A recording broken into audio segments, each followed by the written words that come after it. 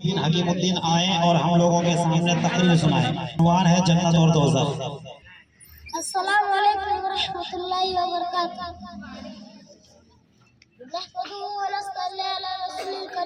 अम्मा बाद हज़रात, आप लोग के सामने एक तकरीर पेश करना चाहता हूँ। इसका उन्वान है जन्नत और दोज़ख।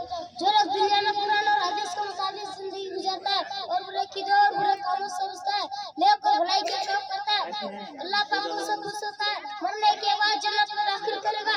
जन्नत में ऊंचे ऊंचे महल है, फल और फूल के बाग है, शहद और दूध के नहरें हैं। जो लोग जन्नत दाखिल हो गया वो हमेशा वहाँ रहेगा, बाकी कभी बूढ़े ना होगा, बाकी कभी नेमत खत्म ना होगी। जिस वक्त जिस चीज को जब भी चाहोगे वो फौरन मिल जाएगी, बाकी फल का जायका और खुशबू रंग अलग अलग है। जन्नत में आराम ही आराम है, किसी बात की तकलीफ ना होगी। अपने लिए और अपने माँ बाप के लिए, अपने उस्ताद के लिए दुआ करो, अल्लाह सबको जन्नत नसीब फरमाए, आमीन।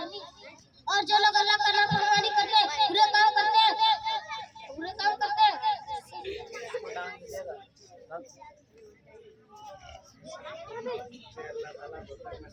इससे अल्लाह ताला दोज़ख में डाल देंगे। और मरने के बाद यही तो पुण्य अपनी तकलीफ यहीं से खत्म करना चाहता हूँ।